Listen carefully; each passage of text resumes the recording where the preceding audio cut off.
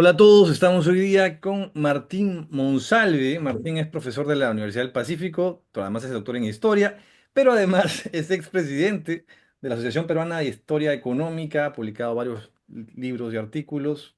Acá tengo uno que encontré aquí a la mano. Ah, Con ese te conocí hace muchos años en la presentación de esta publicación sobre grupos económicos y mediana empresa en América Latina. Y además, entiendo tu investigación tiene un enfoque en la evolución de las empresas y grupos empresariales, ¿no? Y es por ujú. ahí que estas semanas, divagando así entre las cosas que suelo pensar, me ponía a pensar en las proyecciones del PBI para este año, cómo fue el PBI el año pasado. Y claro, andamos creciendo, pero en medio de una crisis política que lleva ya años. Y alguna vez, hace muchos años, hablamos en el canal sobre empresarial. Y decía, claro, ¿cómo es que las empresas han ido históricamente pasando por estas brechas de crisis política que en el Perú han sido como que bastante recurrentes, me parece, lamentablemente? Y me pareció un tema interesante que quería conversar contigo. Te llamé para hablar de esto y así que vamos a hacer una pequeña, bueno, una pequeña no, vamos a hacer como una especie de conversación en dos partes, porque el tema es bastante más amplio de lo que uno podría pensar. Pero nada, Martín, gracias por estar aquí, por acompañarnos nuevamente después de años para conversar este tema que creo que en estos momentos puntuales de crisis política fuerte, se hace necesario conversar de estos temas porque no es la primera vez que nos pasa algo así, ¿no? Eh, sí. Bueno, gracias José Carlos por invitarme, por tener la oportunidad aquí de conversar contigo sobre estos temas. Y efectivamente, o sea, una de las cosas que nosotros siempre vemos y que a veces, claro, siempre estamos en el Perú, siempre ha estado en crisis, pero no es tan cierto así, siempre han habido algunos periodos de prosperidad, varios periodos de prosperidad.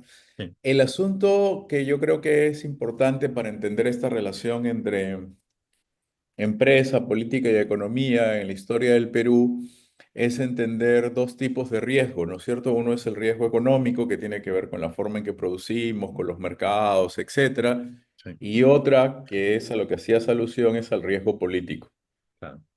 ¿no? Y el riesgo político genera en el empresariado a lo largo de la historia que tengan que hacer para poder hacer negocios, hacer intervenciones que no son de mercado, Sí.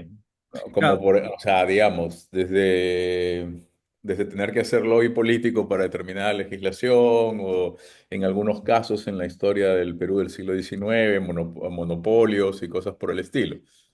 claro, uno podría pensar que hay, Entonces hay eso ha etapas, sido, hay etapas en las cuales el empresario tenía un acercamiento mucho más directo con el tema político como para lidiar con estos temas.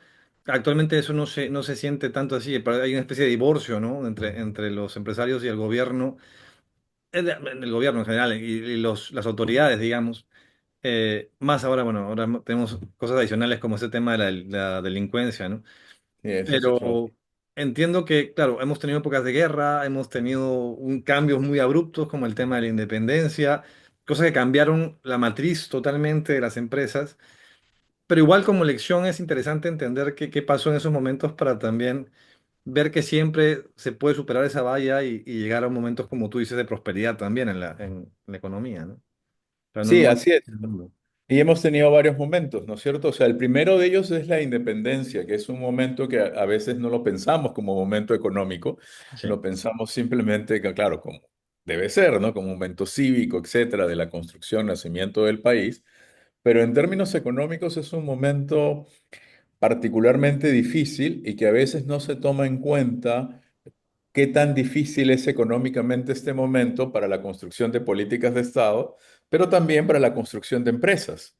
claro. Porque recordemos que la economía en la época colonial estaba muy relacionada con el Estado. Sí, totalmente, claro. Entonces, claro, o sea, por ejemplo, ¿no? Si eres comerciante, estás relacionado con el tribunal del consulado, que es esta agrupación de comerciantes, vamos, financiaba al virrey, le prestaba dinero al virrey, el virrey tenía ciertos monopolios comerciales, por Ujú. ejemplo, los mineros tenían concesiones, no la propiedad, o la propiedad era de la corona, pero recibían mano de obra, recibían insumos de bienes de capital, etcétera, para poder trabajar. Si había un problema general de inundaciones, la corona proveía, ¿no es cierto? Con la maquinaria para resolver esto. ¿No? Y de pronto, bueno, luego tienes toda esta difusión de la agricultura, ¿no? Colonial a partir de haciendas, algunas propiedades de particulares, otras propiedades de órdenes religiosas, etcétera. Pero de pronto con la independencia, todo eso se parte.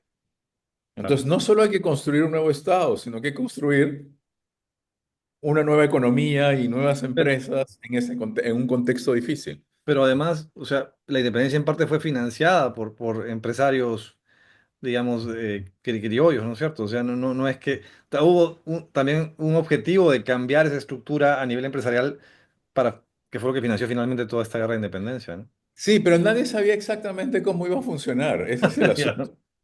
Y Ok. por eso es uno de los momentos económicos más duros del país. O sea, solo en 1824 creo que cae veintitantos, más de 20% del PBI, ¿no? Y el PBI per cápita de 1817 no se recupera hasta la mitad del siglo XIX. Wow. ¿Ya? O sea, se recupera cuando aparece el guano. Claro, claro. La primera de las olas es Entonces, o sea, sí es una crisis grande porque además, o sea, es eso, es la construcción de un nuevo Estado y ese Estado necesita ingresos fiscales, pero no hay de dónde conseguirlos. Y no se pueden pedir muchos préstamos porque además en 1825 hay una crisis económica internacional que ya. tiene que ver con precisamente bonos de deuda emitidos en el Banco de Inglaterra para apoyar a los países de América del Sur en su independencia. Pero me dices ahora que está el tema del guano, que digamos permite un rebote, pero luego ya guano, salitre, o sea, luego vendrán los minerales. Siempre han sido como que recursos naturales lo que nos han sacado del... Sí, o sea, hemos tenido ciclos, por eso es que Bruno Seminario decía, eso, tenemos ciclos de largas crisis y de rápida recuperación por la diversidad justamente que tenemos Recursos. de recursos.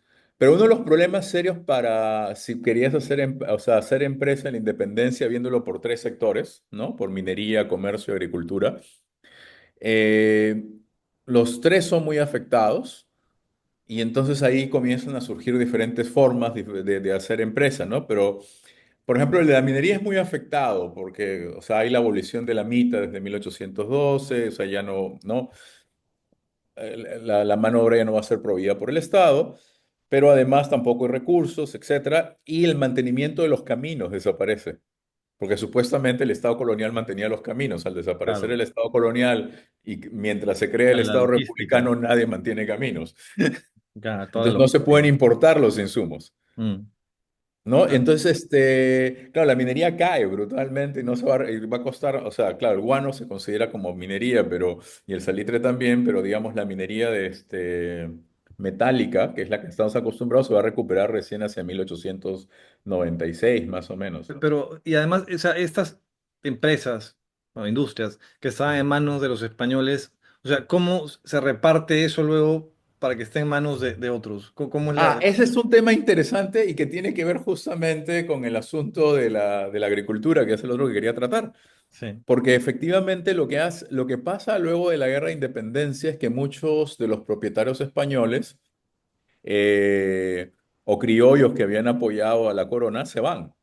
sí, Y entonces esas haciendas pasan a poder del Estado y el Estado las reparte entre los caudillos, entre los militares, porque tiene que pagarles un sueldo. Y ya, entonces, como dice Carlos Contreras, o sea, la independencia es un trabajo que, no, Carlos Contreras señala algunas cosas, pero no se ha estudiado bien, es como una especie de reforma agraria, porque reparten todo, claro, o sea, además varias órdenes religiosas se quedan sin miembros, entonces ya no pueden mantener las haciendas son tomadas por los diferentes caudillos y se reparten entre diferentes personas. ¿Ya? que puede haber pasado, me imagino, como con la reforma agraria, que claro, no necesariamente gente que estaba preparada para poder manejar ese tipo de industrias, ¿no? O sea, digamos, te cayó una Claro, la revolución. agricultura cae, es lo que más cae, porque primero, o sea, claro, se usa como medio para pagar Sí, los servicios prestados por independencia, etcétera, mm, ¿no?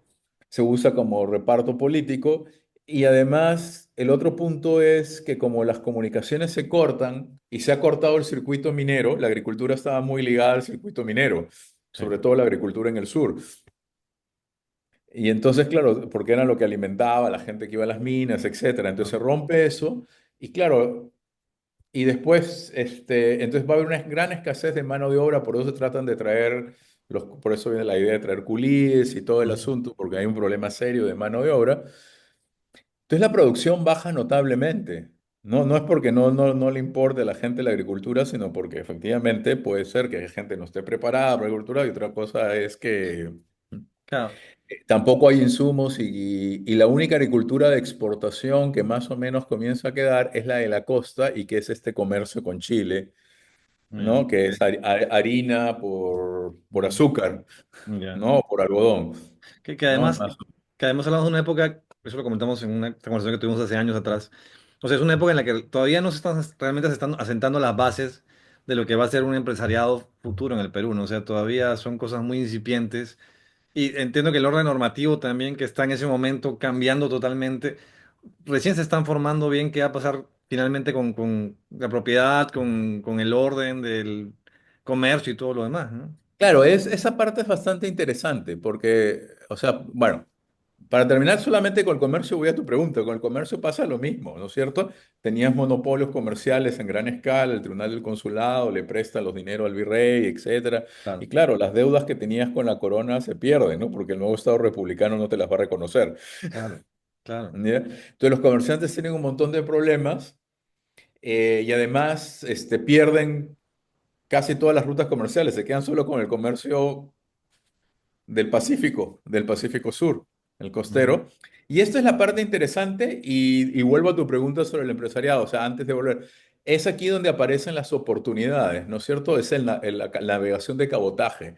Como los Ya, caminos no están bien hechos, se han destruido, hay pocas comunicaciones, la comunicación más fluida va a ser por el mar. claro, claro. Y van a ser todos pequeñas caletas, puertos pequeños, etcétera, y va a ser navegación de cabotaje. Entonces, aquellos que manejen bien esta navegación de cabotaje son los que van a crear las empresas que luego van a crecer en la época del guano, ¿no? Y yendo a tu pregunta, y con esto termino, es claro, uno de los puntos claves para el nacimiento del empresariado republicano son los derechos de propiedad que no estaban claros, Claro. porque la legislación seguía siendo colonial en un estado republicano. Sí. Habían varias cosas que funcionaban de esa manera, no se había cambiado el código de minería, no, se Eso, hacen intentos, pero no se pueden, en la propiedad de la tierra tampoco se ha saneado claro. bien, Ah, entonces y hay eso un es montón de cosas de ese estilo, ¿no? además teniendo en cuenta que en ese momento, o sea, claro, tú das una norma, pero para que se enteren de acá a 100 kilómetros de tu norma va a pasar un buen rato, ¿no? Porque la comunicación claramente fluye de una manera distinta en esos momentos. Claro, para que se enteren y que pueda ser aplicada, porque recuerda que no hay una, o sea, o sea, todavía no hay, el sistema judicial se comienza a crear y como hay crisis fiscal no hay cómo pagarle a los jueces. Claro. Y Pero por eso además, es que por eso es que sí. hay tanto militar en puesto de gobierno, porque la idea es que tú no pagas doble sueldo en el Estado y entonces Ah, utilizas a los militares para ah, que hagan un montón de interesante, funciones de gobierno. interesante. No, pero además, claro, Entonces, entonces claro, lo que te decía yo de estos mecanismos de no mercado tienen que ver con estas alianzas con militares. O sea, tú eres empresa, tienes que aliar con alguien para poder, ¿no? Que se cumplan ciertas normas, que puedas tener acceso a ciertos recursos, etcétera. y además en un momento de crisis económica como ese, tampoco se puede pensar en que eso, o sea, las empresas que están ahí o las industrias van a poder crecer de una manera sólida, pues, ¿no? O sea, no va a haber crecimiento en un momento de crisis, van a estar todos manteniendo el desorden, digamos, del momento hasta que pase algo como lo que pasó finalmente con el guano, pues, ¿no? O sea, si no hay una inyección de capital fuerte, todo se mantiene como que estancado, pues, ¿no? Claro, y además tienen que hacer frente a la competencia de las casas comerciales británicas, francesas, extranjeras, porque el mercado de América Latina se abre y aunque el Perú pueda ser un mercado chiquito, igual es un mercado atractivo Claro, en ese claro. momento y entonces hay una competencia, ¿no? Por eso la casa Gibbs está desde antes de que apareciera el guano. Y, ¿Ya? Y entonces hay una competencia ahí. Por eso se crean casas comerciales peruanas, ¿no? Con alianzas familiares, entre amigos, etcétera. y la relación de estos empresarios peruanos con esas casas comerciales de otros países a nivel de, o sea, de alianza, de competencia. ¿Hay algo de eso en la... Bueno, hay de todo, ¿ya? O sea, hay alianzas, por ejemplo, alianzas locales, ¿no es cierto? para lograr llegar al comercio al interior. Por ejemplo, si tú quieres llegar al comercio de lanas, tienes que ir hasta Vilque, tienes que tener toda una red de comerciantes, etcétera. Entonces hay alianzas. Ujú, Pero también hay competencia, por eso es que los comerciantes peruanos de ese momento son bastante hábiles, es decir, saben que les tienen dificultades para competir y que tienen que ganar capitales. Y entonces lo que hacen es poner una pequeña sucursal en algún país europeo ujú, o crear una empresa ahí, y en realidad esa empresa está administrada por una persona que es alguien de confianza, claro, ¿ya? Y que lo que se encarga es de conseguir capitales ya, que luego serán invertidos en, ¿no? En una diversificación de productos o de empresas para saber cómo funciona. Y entonces, claro, y es entre habilidad política y habilidad económica, porque, ¿no? O sea, por ejemplo, ¿no? Hay un caso famoso de Saracondegui y ¿cómo se ah, sí, llama? Y y otros personajes que competían por el comercio en Cañete y entonces, claro, digamos, un hacendado que podía armar gente te decía, no, yo no quiero comerciar contigo. claro. Pero y entonces hablamos de una época de como de unos 50 años, el inicio del boom del guano, Sí, hacia 1800, mediados, o sea, eh, podemos ponerlo, se empieza a fines de los años 40 pero póngalo en la década de los 50 como ya el... o sea, unos 3 décadas, digamos, de un Sí, son más o menos crecimiento tres bajo, décadas ¿no? así inestables. Wow, tres. ¿Ya? Donde el empresariado se forma. Claro, por eso es que es interesante, porque en esta época de inestabilidad, lo que se hacen son alianzas entre, por ejemplo, comerciantes y gente que tiene tierras, Ya, entre comerciantes y gente que tenía minas. Entonces, por eso es que no son empresas familiares.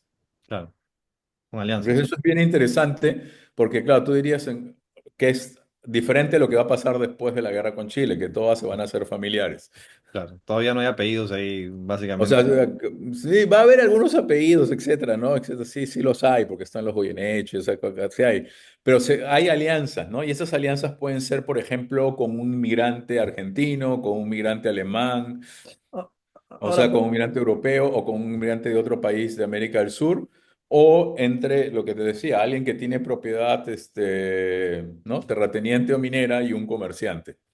ahora una pregunta, porque ya, digamos, las empresas, las industrias fueron repartidas entre militares, pero, digamos, tuvo que haber gente preparada en cierta manera para poder llevar a cabo esas empresas. O sea, los militares no estaban preparados, digamos, para administrar algo como eso. Entonces, imagino que sus hijos o qué sé yo, familiares o quien sea, de dónde sale esa masa para hacer el símil de gerentes que llevaron a cabo eso, administradores que llevaron a cabo esa tarea?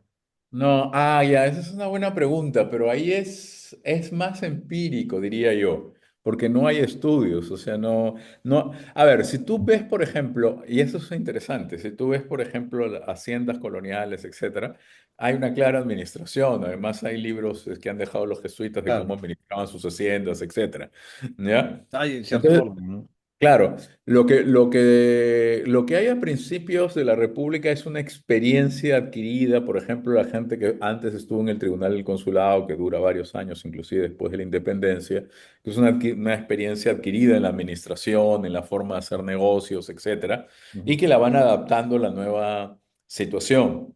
En el campo la cosa es más complicada, porque como ahí ha habido un cambio de personas, claro. y no, de varios, ahí sí se ha perdido. Pero además, recuerda que no son militares, digamos, profesionales en el sentido moderno del término, porque se dedican a varias cosas a lo largo de su vida. Claro, muchos entraron de militares para la guerra de independencia y no es que Claro, la carrera militar, sí. pero tenían otras cosas y hacen negocios, etcétera, ¿no? Y entonces también algunos de ellos podían ser gente ligada al comercio, o sea, digamos, que tenían parientes ligados al comercio, etcétera. Entonces, Porque, lo que yo quiero decir que es una cuestión, o sea, que viene mucho de la experiencia que tienen varios de ellos, pero por ejemplo, la siguiente generación, que va a ser la segunda generación, que va a ser justamente la que va a ir creciendo en la época del guano, sí, esa comenzó ya a estudiar, porque lo que hacían estos comerciantes era enviar a sus hijos a estudiar bueno, fuera. claro. Claro, Claro, y usaban justamente esta filial que tenían, ¿no? claro. claro, la que Claro, no. entonces si tú, por ejemplo, tienes una pequeña casa en Londres donde le has encargado a un amigo o algún Algún tío socio por que ahí. confíes, le mandas al hijo también. Claro. Porque Entonces, claro, la ya había generación normas, posterior a la independencia claro. es la que ya tiene que es la que planea los ferrocarriles, que es la que planea todo este tipo de cosas, ¿no? Que ya Viendo la cambiarlas. experiencia de Europa, o sea, viendo el desarrollo europeo, tratan de copiarlo y pasarlo a lo Sí, y local, el desarrollo americano también, al que era un americano. modelo Claro, claro, importante, el de claro. Estados Unidos. Yo porque ¿Ya? estaba Entonces, claro, pensando, pero ya ahí por eso los derechos de propiedad, o sea, eso es una ya cosa están interesante. En la marcados. época del guano, que generalmente se pasa de largo, es todos los intentos por reformar derechos de propiedad. Porque pensaba, o sea, ya hay cuentas, no sé si nacionales, pero digamos, ya hay contabilidad ordenada en esos momentos y uno lo puede ver los documentos que hay de esa época. Entonces eso implica que sí hay, o sea, hay cierta preparación para poder sostener. Imagino que también muchos se cayeron en el camino, también, claro, muchos de los que tuvieron tierras y todo la terminaron vendiendo, regalando, lo que sea, porque no supieron manejarla, también eso más que seguro, ¿no? Y ya comienzan a haber concentraciones, imagino también de algunos empresarios a tener, acumular un poco más de... Eso va a ocurrir ya en la época del guano porque van a cambiar la legislación sobre tierras y eso va a permitir Ah, amortizar los préstamos, etcétera, que va a ok. haber una serie de reformas. ¿Ya? ¿Y Pero en el esto de dónde principio, o nace? sea, en estos 20 años sí son un poco Desordenado. difíciles, pero sí hay contabilidad. Claro que hay contabilidad, porque recuerda que todo, o sea, la primera generación, algunos han sido comerciantes ligados Claro, al gobierno virreinal, entonces sí, saben llevar sí. contabilidad y ese tipo de cosas. Y además, sí hay un sistema de préstamo, solamente que no es un crédito de largo plazo, es un crédito, bueno, hay un crédito de largo plazo relacionado con la tierra, que ese es el problema, que los intereses son muy altos, etcétera. Pero hay un sistema de crédito hecho por los comerciantes, ¿no? Por gente que tiene algunos negocios, que tiene algunas cosas que ha heredado, te comienza a hacer sistemas de préstamo, pero todavía no, claro, los bancos se van a formar después Después, y que claro. no van a ser bancos de préstamo, sino de emisión. Ya, claro. Pero, y esta nueva normativa que se da antes del tema del guano, ¿de dónde nace? O sea, ¿por qué? ¿Quién es el que fomenta que haya este cambio normativo? ¿Hay algún presidente puntual, algún grupo No, puntual? eso es interesante porque no, yo no diría, o sea, mi impresión es que no es necesariamente un presidente puntual, sino que hay, o sea, hay esto sí ha sido estudiado por varias personas a lo largo del tiempo, ¿no? Desde los trabajos de Paul Gutenberg, de imaginar el desarrollo de todos estos proyectos de cómo desarrollar el país, Sí, etcétera. Ya hay toda una serie de estudios sobre esto. O sea, este grupo de intelectuales que nace después de la independencia, que es joven en la época del bueno, es el que comienza a creer que, claro, lo que hay que hacer es ordenar el país, sí. ¿no? Y entonces, o sea, hay proyectos. Los proyectos comienzan a aparecer en los peores momentos de la anarquía peruana. Ya, ¿Ya?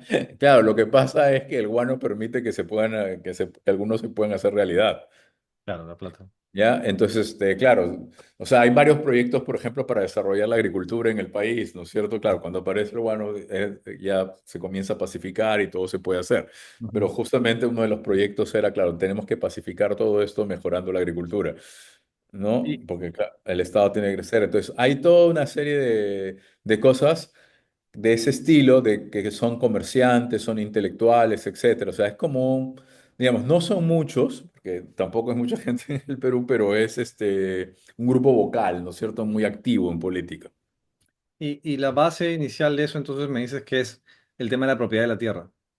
Comenzar Es a... que lo que pasa es que sí, en eso también, bueno, nuevamente tengo que citar a Carlos, pero porque él ha hecho su trabajo, o sea, hay una serie de cambios que se dan entre 1850 y 1870 sobre las formas de propiedad de la tierra, sobre los préstamos, la forma en que se hacen los préstamos, se consolidan algunos préstamos para que sean llevaderos, porque si no los intereses estaban siendo muy altos, y eso es lo que permite una expansión agraria. Por eso los comerciantes estaban haciendo alianzas con familias agrícolas, con familias más ligadas a la agricultura, y estaba aumentando la producción de azúcar y algodón antes de la guerra con Chile. Claro, O sea, claro, lo que pasa es que como uno siempre estudia el periodo del guano en función a la guerra con Chile, no se da cuenta que sí hay una intención de diversificación. claro. Sí, O claro, sea, tiene como en dividendos. ese momento, y es una diversificación ya de estilo privado. O sea, el Estado lo que ha hecho es legislar ciertas medidas, inclusive se intenta cambiar el código de minería, pero eso no, o sea, se aprueba, pero no se llega a cumplir porque viene la crisis del 73, de 1873 y luego la guerra. Igual con los derechos de propiedad intelectual, que hay una reforma sobre derecho de patentes y marcas.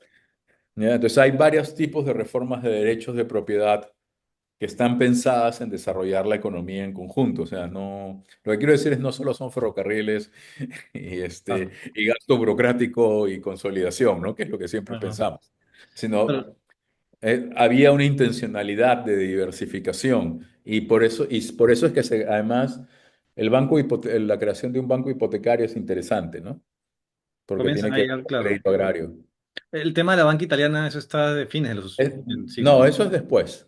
Después Aquí será. le comienzan a aparecer una serie de bancos como el Banco de Lima, etcétera, eh, que lo que hacen es más bien emitir dinero y ser prestamistas del Estado en el fondo, porque lo que Pero hacen ya es pues prestarle está dinero al quebrado el pueblo. Estado. Claro. Pero bueno, lo interesante con estos bancos es que reúnen capital de varias familias y entonces son sociedades anónimas y tienen reuniones de directorio, que ahí es a lo que tú ibas con tu pregunta anterior. O sea, si hay, tal vez no hay una formación formal en el Sí, sentido profesional del que conocemos ahora, ¿no? Pero sí había un manejo de, ¿no? De administración, de gerencia y de, ¿no? De contabilidad. Y estos claro. bancos eran sociedades anónimas y tenían directores cruzados, habían directores que estaban en varios bancos, etcétera, se comunicaban las cosas, muchos de ellos eran comerciantes, otros eran agricultores, y al final, claro, todos terminan ligados de alguna manera al negocio del guano o al negocio del salitre, ¿no? Claro. Pero, y esto también permite, o sea, el desarrollo de este sistema financiero, digamos, pequeño, permite también un tema de aumentar capital en las empresas y también permitirles una forma de crecimiento un poco más dinámica, ¿no? Sí, porque es en este momento que comienzan a aparecer poco a poco primeras empresas textiles, o sea, comienzan a mejorar la producción minera, no en gran escala, pero sobre todo la agrícola, ¿no? Eso es lo que comienza a prosperar más. Entonces ¿Ya? acá La después, producción industrial no, porque es de largo, como eso es como es el mercado peruano, el mercado interno peruano es un mercado que es pequeño porque había poca gente sí, y además compites con artesanos, claro. que era la producción mayor. Entonces eso es una inversión de largo plazo que solo la puede hacer, ahí es donde entra solo la puede hacer las familias. Ujú, Entonces, por ejemplo, las industrias que se comienzan a formar en la época del guano, en mitad del siglo XIX, como las industrias textiles en el Cusco, son todas empresas familiares ujú, y están muy ligadas a la hacienda. claro. O sea, la industrialización, por ejemplo, del sur del Perú es interesante porque es una industrialización ligada a la hacienda. Inclusive que después llegan migrantes alemanes, etcétera, comienzan a poner cervecerías, etcétera, y todas están ligadas a algún tipo de hacienda. Y entonces la mano de obra de la hacienda se utiliza también Ahora, me pongo a en la pensar, o sea, compañía, ¿no? digamos, en medio de este periodo de estancamiento, porque para no llamarlo crisis, que hay después de la independencia, es como que comenzamos a importar modelos foráneos de desarrollo empresarial para comenzar a, digamos, a ordenar lo que había en ese momento, porque, claro, hay un cambio total de estructura. Y eso es algo que ha pasado igual, porque me acordaba, me estaba justo leyendo algo que hablamos la vez pasada, hace unos años, que es que en el caso peruano, los ciclos de las olas de tecnológicas que han habido en el mundo han llegado siempre con retraso. O sea, Sí. y eso nos hace como que competitivamente estar un poco por debajo de algunos pares, ¿no? Pensaba en este caso también había algo similar, ¿no? Porque, digamos, que el guano nos ayudó ya a que haya dinero para poder crecer un poco más rápido, pero ese proceso antes del guano también ha hecho como que atraer modelos que estaban funcionando en otros lugares para adaptarlos acá y permitir ya la formación de una especie de sistema, no sé, preempresarial, o no sé cómo llamarlo, protoempresarial, pero ya como crear alguna cosa estable para poder tener las bases iniciales para ya hacer lo que viene después, ¿no? pero con modelos foráneos. O sea, no es que adaptamos lo que había, porque lo que había era la corona española, sino modelos de Estados Unidos, de Europa y cosas por el estilo para poder, o no, no están así. A ver, no, a ver, yo tendría aquí mi respuesta es, pues, insatisfactoria porque es No, vale, mixta, vale. ¿ya? O sea, en el Siempre, sentido, siempre hay, sí, siempre hay grises, pues no es o nada. sea, yo sí creo que, o sea, por lo que yo veo, es, sí hay una cuestión interna de cómo saber cómo funcionan las cosas, etcétera. Y sí Sí, se piensa en cuáles son las posibilidades que tiene, o sea, desarrollo. el desarrollo local, etcétera. Sí. ¿Ya? Pero efectivamente, o sea, lo que tratan de hacer es, por ejemplo, sí, o sea, digamos, toda la cuestión de derechos de propiedad de la tierra, etcétera, ¿no? O sea, claro, se buscan modelos que se puedan aplicar acá, Ujú. Ya, ¿no? sí, Entonces, por ejemplo, se hacen cierta legislación para que la tierra pueda ser como lo más cercano a una mercancía, ¿no? Cosa que no sucedía en el Perú porque era heredada, no había un mercado de tierra. Entonces se trata de limitar, o por ejemplo, claro, siempre lo dice porque trajeron los ferrocarriles, que era imitación. Sí, eso sí, y los ferrocarriles además estaban de moda en todas partes. en todo el mundo, claro. Claro. Entonces todos hacían ferrocarriles, pero lo que quiero decir es que sí buscaban ciertas, o sea, todos estos proyectos de desarrollo empresarial sí tratan de adaptarse a las cuestiones claves del país, Ujú. ¿ya? Porque claro, no pueden hacer, digamos, no puedes importarlo todo porque, por ejemplo, no tienes un mercado laboral, Claro, y eso lo sabían perfectamente, claro. porque la escasez de mano de obra siempre era un problema en el Perú del siglo XIX. Y importamos mano de obra a la mala, Y no como llegaba claro, la migración europea nunca llegó. sí, Entonces, ya, claro. también sabías que estabas para el lado del Pacífico, que todo era más complicado, no existía Canal de Panamá, entonces todo era mucho más complicado, ¿no? En el tema de exportación. Por eso, digamos, buscar la relación con California, por ejemplo, era una de las cosas que hacían. Ujú. Lo pensaba por Porque, el lado de que cuando a veces hablan de la oligarquía en ese momento que se está formando, ah, la oligarquía sí tiene una forma de pensar muy europeísta, básicamente, ¿no? No sé si estadounidense también, pero digamos que digamos, su enfoque va más como que alejado de lo claro, local. lo que pasa es que hay que distinguir entre lo que es un estilo de vida. Ya. ¿No de acuerdo? Y lo que son las inversiones. Porque claro, lo que pasa es que así como ahora hay modas que son, digamos, no voy a decir Sí, sí, universales porque no son de todo el globo, pero sí sí, sí, sí. mayoritariamente. Entonces hay estilos de vida que, por ejemplo, tú lo ves en la élite de Nueva York que también lo copia. Sí, Y no es porque sea europeizante y oligárquica, sí, pero copia ciertas cosas similares porque son estilos de vida. Entonces, lo que hay que distinguir ahí, yo creo que es distinguir, que es una cosa que viene, que el primero en hacerlo fue Alfonso Quirós, distinguir entre, claro, una élite económica que era rentista, que vivía básicamente sus rentas, que inclusive tenía, ¿no?, relaciones con el- las élites del siglo XVIII, de lo último que quedó del mundo colonial, ¿no? Con la élite con una élite, digamos, más ligada al sector finanzas y comercio, que es la que comienza a formarse después de la independencia sí. y que se consolida en la época del Guano, que es la que hace estas sociedades anónimas, bancos, etcétera. Y una élite más pequeña que viene de la navegación de cabotaje en el caso de la costa y de las haciendas en el caso de la Sierra Sur, que es la que comienza a ser una élite industrial. Ujú. Entonces, cada una comienza a hacer las cosas de acuerdo ¿no?, a sus necesidades. Y hay cosas, y claro, sí, efectivamente hay tecnologías y planes que sí, se importan de algunos sitios y hay modelos, sí, claramente importados. Pero sí hay una influencia de lo que se hacía antes. O sea, lo que quiero decir es que es una confluencia de, digámoslo así, para ponerlo en una cosa que puede sonar como cliché entre tradición y modernidad, ¿no? Ya, claro.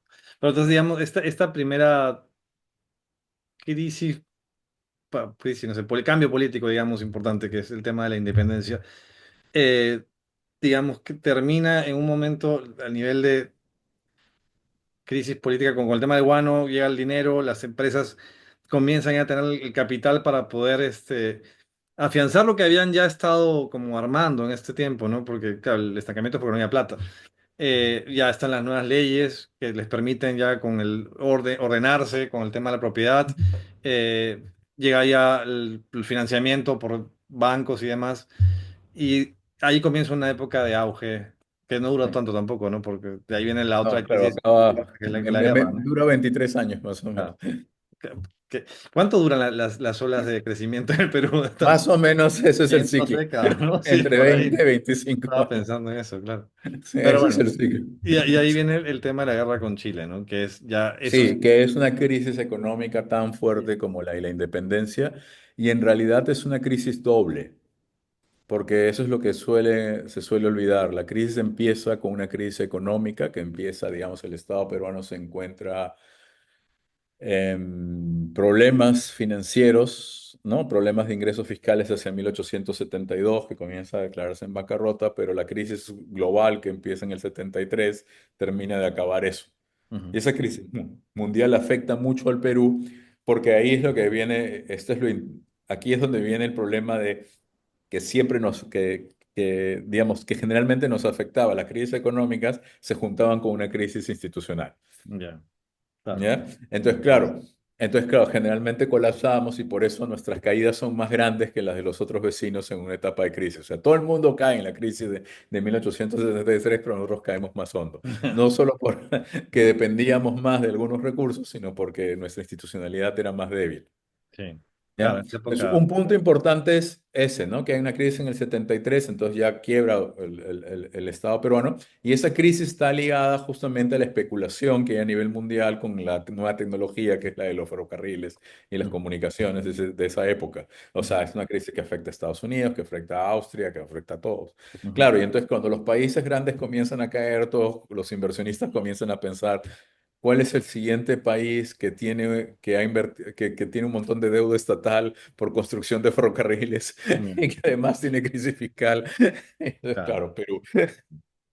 Y entonces, claro, entonces todos los bonos de la deuda peruana se colapsan. Y Claro, entonces y entramos en una crisis muy severa y muy complicada porque Inglaterra era el único país en ese momento que tenía una legislación que impedía a los privados ingleses a invertir en países que fueran deudores y que no tuvieran un plan para pagar. ahí había eso, digamos, ahí habían ese tipo de... Claro, entonces Perú estaba justo en ese momento porque los bonos se habían emitido en Londres, en la Bolsa de Valores de Londres, y el Estado peruano no podía pagarlos. Entonces, Ya. esa crisis es bien fuerte y no se va, y no se soluciona, y no se soluciona. Y o sea, digamos, lo que quiero decir es que es de largo aliento porque las medidas que da el Estado no logran resolverla. Estamos ¿Ya? hablando Una medida de la plaga desesperada manera, es expropiar el salitre. claro. Claro, y Y hablamos de la después se plaga dan manera. cuenta que el salitre no es como el guano, que el salitre sí hay que invertir, hay que procesar, Sí, etcétera, y claro. que el Estado pero no tenía la menor idea de cómo se hacía eso, tenía tecnología, y entonces tiene que hacer un arreglo con los empresarios peruanos para volverlo a hacer. Pero ahí es donde yo venía lo del riesgo político. O sea, claro, un Estado con debilidad institucional, que tiene una crisis fiscal, presión de deuda, recurre a la expropiación. Ya. Y Claro, esa expropiación de peruanos, ni siquiera es claro.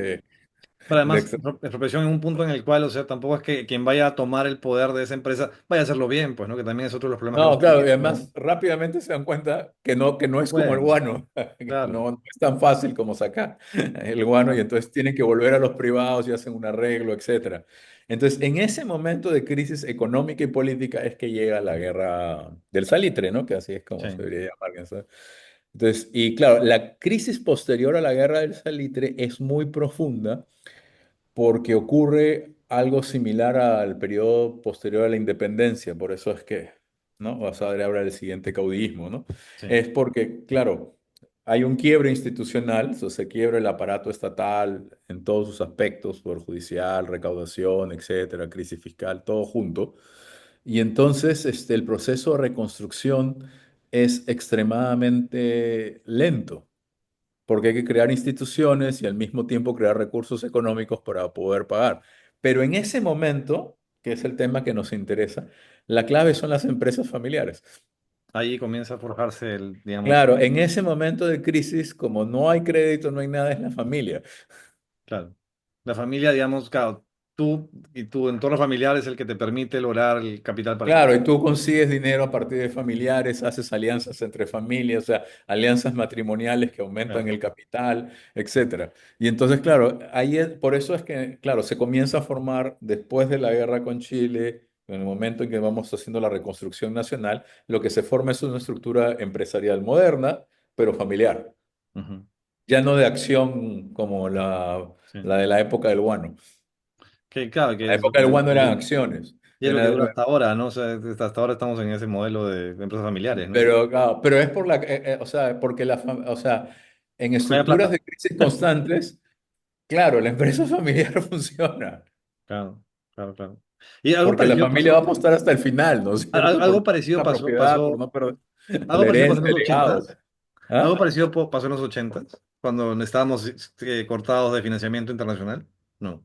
Bueno, sí, los grupos económicos eran grupos Eran familiares. todos familiares, los apóstoles, claro, eran todos en ese Eran todos mandato. grupos familiares, sí. Y no cambiaron y Excepción de hasta ahora algunos, habían dos o tres que ya no eran familiares. pero igual eso, digamos, hasta ahora siguen siendo básicamente los mismos grupos familiares, ¿no? O sea, no variaban mucho los Ahora ha principios. cambiado un poco más, Hay por un par más argumentar por que ha ahí que hay cambiado. dos o tres, ¿no? Ya en la siguiente conversación Pero hablaremos.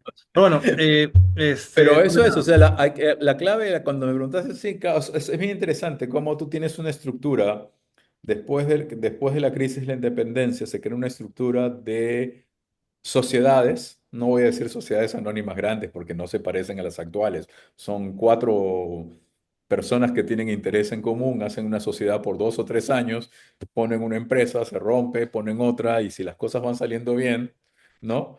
Y Van esto, poniendo, y y esto después por es la la norma. familia. Esto es por lo normativo, digamos. O sea, lo normativo te permite hacer que la creación de estas sociedades porque te puedes aliar con gente que está. Y luego viene, claro, el tema de la falta de liquidez, la falta de financiamiento y aparecen las empresas familiares. O sea, cambia, digamos, la base principal del empresariado, se adecúa a la nueva realidad en base a ese Claro, tiempo. porque cuando tú ves, por ejemplo, la lista en los bancos de la época del guano, tú vas a ver diferentes grupos de personas. Ujú. Cuando ya comienzas a ver las empresas familiares que hay Con familias, ¿no? Claro. después de la guerra, que sobreviven a la guerra con Chile, son claramente, o sea, es la familia la que controla la empresa, ¿no? Claro. Y En controlan su varias, privado. varias empresas, ¿no? O sea, lo que hacen es poner, ¿no? Asociación, por ejemplo, viuda de tal. Sí, sí, sí, Y la cada asociación viuda de tal tiene como 4 haciendas, ¿no? claro, claro, Que las claro. administra en realidad una sola familia. Ujú. Claro, ¿no? O sea, y esto en medio de un Estado totalmente quebrado económicamente, ¿no? Porque el Estado, la Exacto. guerra está cero. Y después hay guerras internas, o sea, pasas de una guerra, o sea, esa es una de las partes más dramáticas de la historia del Perú republicano. Sí, Porque pasas de una crisis económica internacional que te afecta notablemente por tu exposición, por los préstamos que habías cobrado para hacer los ferrocarriles, ¿no? Tu exposición financiera te hace quebrar. Luego tienes una guerra internacional que la pierdes y pierdes territorio y pierdes el recurso, sí, porque pierdes el salitre, o sí. sea, el recurso que te permitiría recuperarte de la crisis, Ya no como está. siempre hemos dicho, lo pierdes, y entras además en un proceso de guerras civiles. Oh, claro. Y para que veas que la tormenta es perfecta, después de firmar el contrato Grace, cuando ya se forma la Peruvian Corporation y se le paga a los tenedores de bonos, ¿no? Sí, De la deuda externa peruana, lo cual permite nuevamente que puedan haber inversiones extranjeras, sobre sí. todo británicas, porque el Perú no recibía inversión británica porque no pagaba la deuda. Lo que pasa es la crisis de Baring en Argentina. Ya. O sea, en 1890, o sea, más o menos 2 o 3 años, 4 años de haber firmado el contrato Grace, otra crisis internacional. Ya. Claro, y no te deja Y levantar. entonces se cortan nuevamente todos los créditos internacionales, etcétera. Y entonces por eso es que el proceso de reconstrucción es extremadamente largo. Y la recuperación empieza en 1896. Casi, wow. Ya. Ya, o sea, sí, es un periodo bastante largo. Ya, En el también de cual, ¿qué 20 pasa? años. Pero en el cual las empresas familiares toman, o sea, son no tantas, digamos, pero toman más poder, ¿o no? O sea, Sí, dentro y de son su, las que van controlando el asunto. claro, Claro, hay cosas que no son familiares, como por ejemplo el sistema financiero que se va a formar, ujú, ¿ya? Que no es familiar, porque el sistema financiero se va a formar a partir del Banco de Perú y Londres, ¿no? Que se forma a partir del Banco de Londres y Sudamérica y el Banco del Callao, que ahí hay ya, capitales ingleses de expatriados, pero ahí va a haber capitales de peruanos, de ingleses, de varias personas. Luego comienza a llegar esto, los migrantes italianos forman el Banco Italiano, sí, va a formar el Banco Internacional, Y el ya, crédito y etcétera. todo. Entonces, el sistema financiero sí va a estar, digamos, va a ser más societario, menos familiar. Pero una duda, o sea, digamos, hay un sistema financiero más fuerte, más estable, porque basados en porque el Estado está quebrado, o sea, basados en que están estas empresas Bueno, aquí es que que le es pueden el pedir proceso de recuperación, ¿no? O sea, lo que quiero decir es que, o sea, a ver, lo estamos diciendo en una versión rápida. totalmente, totalmente, claro. ¿Ya? O sea, no, claro. Una vez que se estabiliza políticamente el país, hacia 1895, Y hay se esperanzas. comienza. ¿Ah? Y hay esperanza de que se puede salir del hoyo y, claro, Claro, entonces el segundo modelo exportador que aparece en el Perú, que es el de la que llamamos nosotros mal llamada República Aristocrática, porque sí, no son aristócratas, sí, sí. ¿ya? Lo que hacen es una diversificación que ya se había pensado en la época del guano, de agricultura, de minería, de diferentes productos como lanas, etcétera. Ujú, ¿Ya? Era el proceso de diversificación. Entonces, este proceso de diversificación de la economía se va a basar además en un cambio en la legislación. O sea, esta ok, generación, que son los hijos, ¿no es cierto?, de los que, o sea, digamos, ¿no? Tienes, en el Partido Civil, por ejemplo, tienes a José Pardo, que va a ser presidente, ¿no? Entonces son los hijos de la época del guano, sí, ¿ya? Que son los que van a retomar la idea de los cambios de derechos de propiedad. Y un personaje clave aquí, que es un ingeniero y que es empresario y que va a ser presidente, es Eduardo López de Romaña. Como ya, preguntaste por alguien clave, en sí, este periodo hay alguien clave. Todo el mundo piensa en Piero, sí, pero López de Romaña es el menos pensado porque él está en el nuevo Ministerio de Fomento, en el ya. que ¿Y se qué, encarga de la qué cambia planificación. para Romaña? ¿Qué cambios hay? Claro. Entonces, impulsan la ley de aguas que va a permitir Ah, el manejar agro. mejor la propiedad del agua y por lo tanto se van a crear, o sea, va a poder crear estas haciendas azucareras y Ajá, algodoneras. Luego se crea la ley de minería que permite la inversión extranjera en minería. ya. ¿Ya?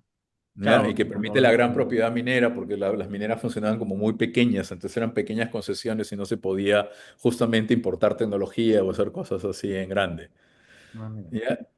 Entonces cambian eso, cambian la ley de derechos de propiedad intelectual en términos de patentes y de marcas, la adecuan a una legislación internacional. Entonces hacen toda una serie de cambios en derechos de propiedad para atraer capital extranjero, porque no había, Claro. había muy poco, ¿no es cierto? Y para también estimular inversión local.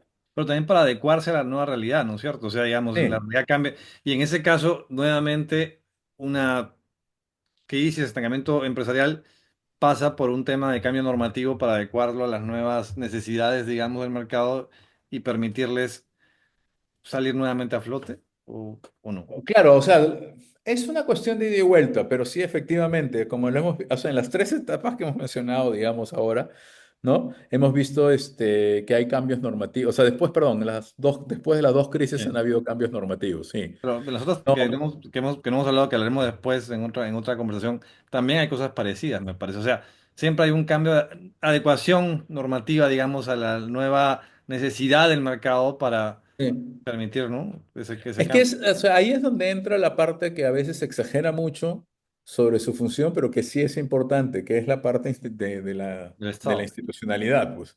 Porque efectivamente, si no tienes una legislación, digamos, adecuada de propiedad, no puedes hacer las inversiones. Y ahí pensaba, por entender, claro, si bien estas crisis políticas, por decirlo de alguna manera, generan también todo un estancamiento inicial, es finalmente el reordenamiento político que permite estos cambios normativos que van a permitir después el reflotamiento del tema empresarial. O sea, hay como que antes de una mejora de la empresa hay un orden establecido políticamente para que se pueda llevar a cabo esto, ¿no? Lo cual tiene sentido, pero sentido lógico. Pero igual, digamos, es lo que ha Pero es pasado. de ida, claro, es de ida y vuelta, porque, por ejemplo, o sea, una de las cosas que pasa después de la guerra con Chile es una de las cosas que me preguntaste al principio, que muchos de los empresarios terminan siendo políticos o de Ya. las familias empresarias, cosa que no existía, o sea, que no era tan claro antes, o sea, habían algunos, etcétera, pero aquí va a ser más claro, Ujú. porque, o sea, siempre vas a tener, o sea, por eso es la noción, de ahí saca la noción basar a aristocracia, que en realidad podría ser de oligarquía, porque sería el gobierno de los pocos, Sí. ¿ya? Pero es porque, claro, digamos, una espía se va a encargar de administrar la hacienda, otros va a ser político, Ya, y claro. otro va a ser, ¿no? Entonces tienes un pardo es el que administra la hacienda, otro es Pero, el que... pero sí Pero es hay o sea, es un periodo donde o sea, después de la guerra con Chile, cuando se reconstruye el país, es un periodo interesante porque tú tienes por primera vez, digamos, muchos empresarios políticos, tanto los tienes en la presidencia y los tienes en el Congreso. Ujú, ujú. ¿Ya? Pero, Y tienes y una cosa que sí es, cuando tú me preguntabas sobre los profesionales en este aspecto de las reformas empresariales, sí. el punto clave aquí son los ingenieros. Claro, en ese momento ya está el tema de Porque claro, ferrocarril. López de Romaña además es el primer ingeniero en América Latina en ser presidente. Ah, mira, qué interesante, interesante. ¿Ya? Pero, Y entonces los ingenieros son claves en esta cuestión, en esta cuestión de vínculos entre Estado y empresa. y eso te iba a decir, hablando de del vínculo entre Estado y empresa, o sea, sí es necesario, o sí fue necesario en esos momentos, un vínculo importante entre empresa y Estado para poder tener una nueva ola de crecimiento. Sí, y Sí. además, ahora, claro, habían diferentes visiones de cómo querías hacer el crecimiento, ¿no? O sea, un grupo muy importante de, digamos, de políticos y al mismo tiempo de empresarios decía que la falla, además del modelo anterior, fue ¿no? El capital humano, entonces comienzan a invertir mucho en educación, o sea, entre 1896 Claro. y 1920 se invierte mucho en educación, no tanto como se va a invertir después, ¿no? Ujú, ujú. Pero se invierte para crear escuelas públicas, etcétera, porque claro, la idea es que se necesita, ¿no? Capital humano. Pero por eso, o sea, hay un vínculo ahí también, o sea, de diferentes tipos de proyectos. Y entonces, digamos, la siguiente ola de crecimiento después de esto empieza en qué hito histórico.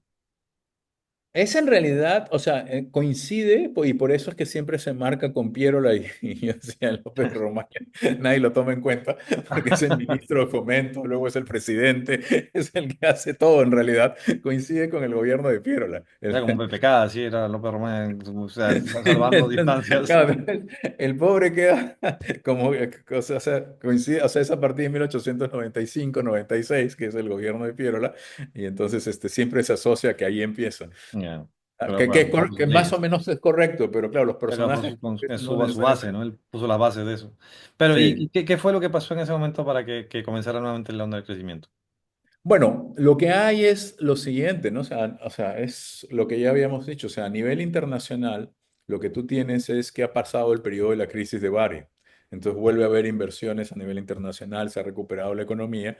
Nosotros ya pasamos por nuestro proceso de pacificación, estamos en un proceso nuevamente de construcción de instituciones. Ujú, Y la otra cosa importante es que todo este proceso de diversificación económica que se había intentado hacer con el guano comienza a funcionar ahora. ujú. O sea, diversificación de exportaciones, ¿no? Agricultura, minería. Sí, sí, y somos uno de los, cuando tú ves la tabla de exportaciones de los países de América Latina, Perú es el que tiene más exportaciones en diversos sectores. Ah, estaban más diversificados. Claro, Sí, no hay un recurso puntual, digamos, en este caso que mueve el crecimiento como en otros casos. no, o sea, tenemos petróleo, tenemos cobre, tenemos azúcar, tenemos algodón, tenemos lanas, hay un momento de caucho, o sea, Fue un buen momento, entonces, digamos, a nivel entonces sí, sí, de posibilidades. sí, es un boom diversificado. El problema con este boom diversificado es que no, claro, digamos, aquí viene la cuestión nuevamente institucional, no se llegan a consolidar ciertas cosas, ¿no? ¿No? O sea, digamos, como ya se habían consolidado ciertos derechos de propiedad, ciertas cosas, pero habían cosas que todavía entran en conflicto, ¿no? Por ejemplo, no se estaba, o sea, entre 1860 y 1910 es el momento más grande de la expansión de la hacienda en el sur, Ya, porque los derechos de propiedad de las comunidades campesinas no eran claro, claros. claro, claro. Entonces eso no se resuelve, por ejemplo. Eso nos va a crear nuevos Conflicto. problemas posteriores. Y ya habían Y gremios hay en ese varias cosas de momento. ese estilo, ¿no? Ya habían gremios en ese momento como que iban por las políticas de los Sí. sectores, ¿sí? Ajá, claro, es en esta época se forma la Sociedad Nacional Agraria, la Sociedad Nacional de Minería y la Sociedad Nacional de Industria.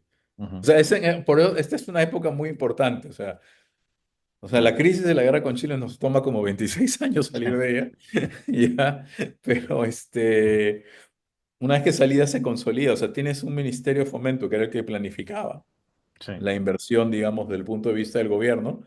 y tienes todas estas asociaciones gremiales, ¿no? Ujú, Y había una cierta coordinación entre ellas. O sea, por ejemplo, por ponerte un ejemplo que es interesante, ¿no? Se crea la Compañía Nacional del Guano, ya, ¿no? Le logran quitarle a la Peruvian Corporation el guano, ujú, ¿no? Y lo usa. ¿Y por qué esta compañía nacional es importante? Porque el fertilizante se va a usar en las haciendas de algodón y azúcar. claro. O sea, Y un miembro ahí de la ya todo. Sociedad un miembro de la Sociedad Nacional Agraria va a tener un sitio en el directorio. Esto te da cierta planificación un poco más amplia, ¿no? Para poder crecer, lo cual que a un punto ya se pierde, se corta, que ya hablaremos en una siguiente ocasión de eso, porque, claro, este orden que se logró en ese momento y esta proyección que se terminó no logrando lo que se esperaba Sí, también. bueno, sí, sí, no. Pero Claro. es un punto interesante porque es lo que tú me preguntabas al principio. O sea, en este nuevo orden, lo que tiene son básicamente empresas familiares, pero tiene cierta institucionalidad que es mucho más grande porque se crean todos estos códigos de derechos de propiedad, etcétera, ¿no? Y al mismo tiempo, lo que tienes es la formación de estos gremios. Ujú. Y estos gremios van a ser extremadamente importantes porque después en los 30 su papel va a ser distinto, que lo vamos a hablar, ¿ya? Pero ahora su papel es, por ejemplo, de decir mejorar técnicas agrícolas. O de manera ordenada, digamos, o sea, de manera Sí, generalizada, o sea, sí que se mejorar cuestiones mineras, ordene. mejorar técnicas industriales, hacer propuestas de ese estilo. Entonces, eso es lo que van a hacer.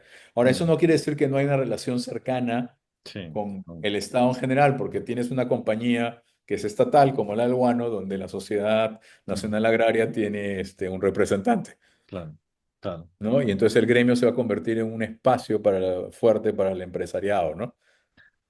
Bueno, Martín. Oye, me pasó una hora. Uy, sí, sí, ya Sí, son. sí. Nada, cuando tenemos una segunda conversación para hablar de lo que las siguientes crisis que vienen después y qué pasó con el empresariado. Gracias por tu tiempo, esto es súper interesante. Hay un montón de cosas que claro, me dejan Ok. pensando y me dejan dando vueltas, porque es como que lamentablemente a veces en algunos temas todo es cíclico, ¿no? Y parece que no aprendiéramos de cosas del pasado y volvemos a repetir algunos errores, no todos, ¿no? Pero ojalá que esto en algún punto ya no sea así, pues, ¿no? Sí. Gracias, Martín. Bueno, Conversamos entonces para la siguiente parte. Y nada, gracias a la gente por estar ahí y ya vendrá parte 2 que también está súper interesante. Nos vemos bueno, pronto. nos Cuídate. vemos. Gracias por tu tiempo. Chao.